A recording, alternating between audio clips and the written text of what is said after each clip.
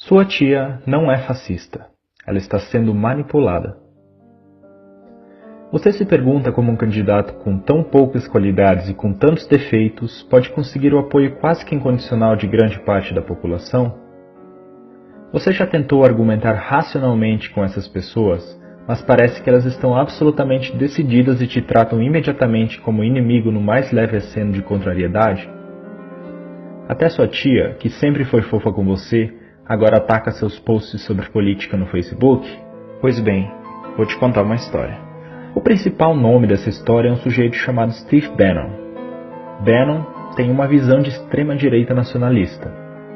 Ele possuía um site no qual expressava seus pontos de vista, que flertavam com o machismo, com a homofobia, com a xenofobia, entre outros. Porém, o site era de pouca visibilidade, e seu sonho era de que suas ideias se espalhassem com mais força em todo o mundo. Para isso, Bannon contratou uma empresa chamada Cambridge Analytica. Essa empresa conseguiu dados do Facebook de milhões de contas de perfis por todo o mundo, de todo tipo de dado acumulado pelo Facebook, curtidas, comentários, mensagens privadas. De posse desses dados e utilizando algoritmos, essa empresa poderia traçar perfis psicológicos detalhados dos indivíduos. Tais perfis seriam então utilizados para verificar quais indivíduos estariam mais predispostos a receber as mensagens. Aqueles com disposição de acreditar em teorias conspiratórias sobre o governo, por exemplo, ou que apresentavam algum sentimento de contrariedade ao cenário político atual. A estratégia seria fazer com que esse indivíduo suscetível a essas mensagens mudasse seu comportamento, se radicalizasse. Como as pessoas passaram a receber as notícias e a perceber o mundo principalmente através das redes sociais, não é difícil manipular essas informações. Se você pode controlar as informações que uma pessoa tem acesso, você pode controlar a maneira com que ela percebe o mundo, e com isso influenciar a maneira como se comporta e age. Posts no Facebook podem te fazer mais feliz ou triste, te deixar com raiva ou com medo. Os algoritmos sabem identificar as mudanças no seu comportamento pela análise dos padrões de suas postagens, curtidas e comentários. Assim, indivíduos com perfis de direita e seu tradicional discurso "não gosto de impostos" foram radicalizados para perfis paranoicos em relação ao governo e a determinados grupos sociais. A manipulação poderia ser feita, por exemplo, através do medo, com o bordão "o governo quer tirar suas armas". Esse tipo de mensagem estimula um sentimento de impotência e de incapacidade de se defender.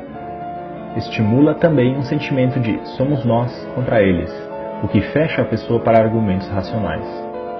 Sites e blogs foram fabricados com notícias falsas para bombardear diretamente as pessoas influenciáveis por esse tipo de mensagem. Além disso, foi explorado também o sentimento anti-establishment, anti-mídia tradicional e anti-tudo isso que está aí.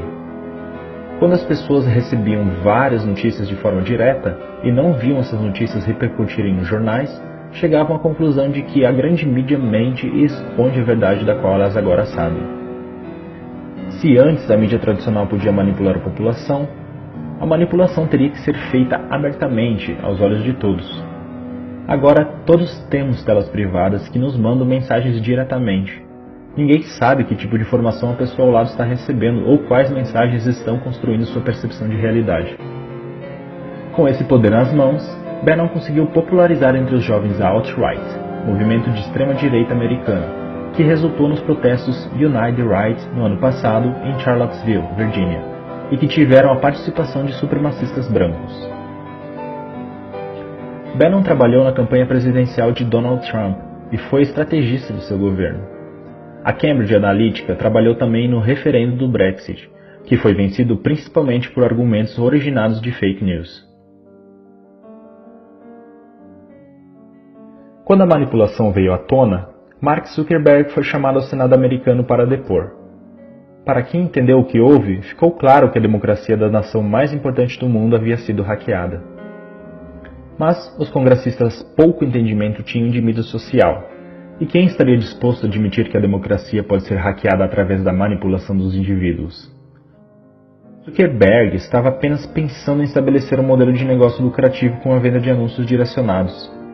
A coleta de dados e a avaliação de perfil psicológico das pessoas tinham a intenção inocente de fazer as pessoas clicarem em anúncios pagos. era apenas um modelo de negócios, mas esse mesmo instrumento pôde ser usado com finalidade política. Ele se deu conta disso e sabia que as eleições brasileiras podiam estar em risco também. Somos uma das maiores democracias do mundo. O Facebook, então, tomou medidas ativas para evitar que as campanhas de desinformação e manipulação ocorressem em sua rede social.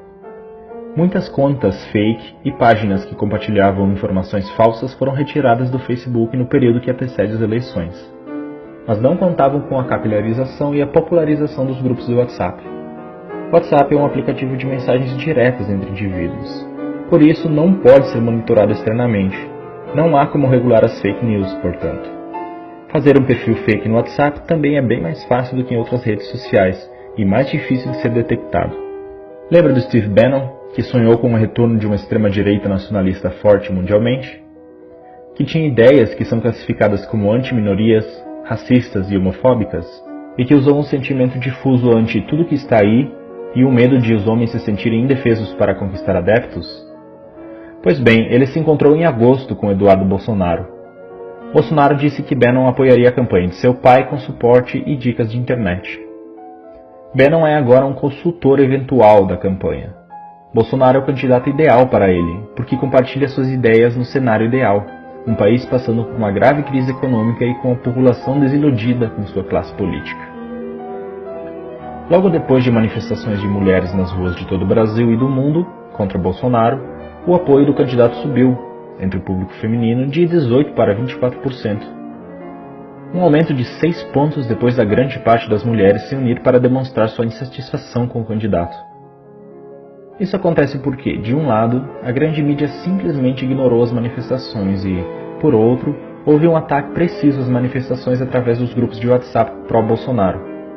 Vídeos foram editados com cenas de outras manifestações, com mulheres mostrando seios ou quebrando imagens sacras, mas utilizadas dessa vez para desmoralizar o movimento Ele Não entre as mais conservadoras. Além disso, Eduardo Bolsonaro veio a público logo após a manifestação e declarou: "As mulheres de direita são mais bonitas que as de esquerda. Elas não mostram os peitos e nem defecam nas ruas. As mulheres de direita têm mais higiene." Essa declaração pode parecer pueril ou simplesmente estúpida, mas é feita sob medida para estimular um sentimento de repulsa para com o outro lado. Isso não é nenhuma novidade. A máquina de propaganda do nazismo alemão associava os judeus a ratos. O discurso era de que os judeus estavam infestando as cidades alemãs, assim como os ratos.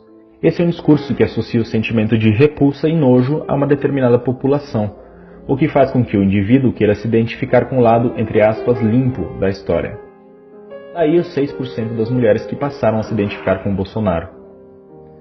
Agora é possível compreender por que é tão difícil usar argumentos racionais para dialogar com o eleitor do Bolsonaro.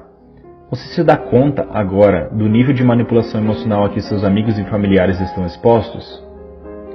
A pergunta é: o que fazer? Não adianta confrontá-los e acusá-los de massa de manobra.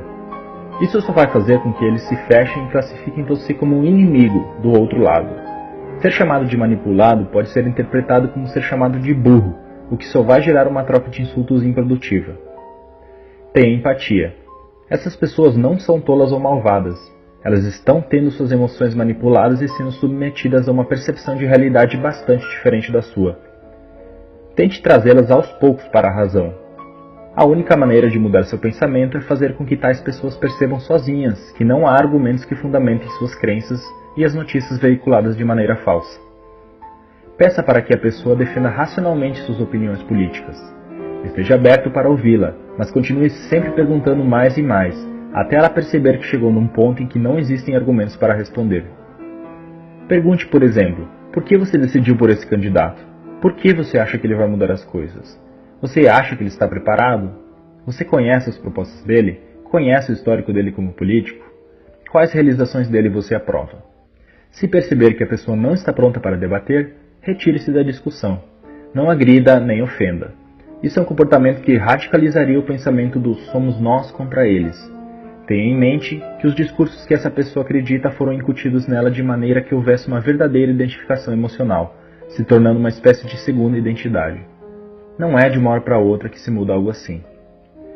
Duas das mais importantes democracias do mundo já foram hackeadas, utilizando tais técnicas de manipulação. O alvo atual é o nosso país. Não vamos deixar que essas forças nos joguem uns contra os outros, rasgando nosso tecido social de maneira irrecuperável.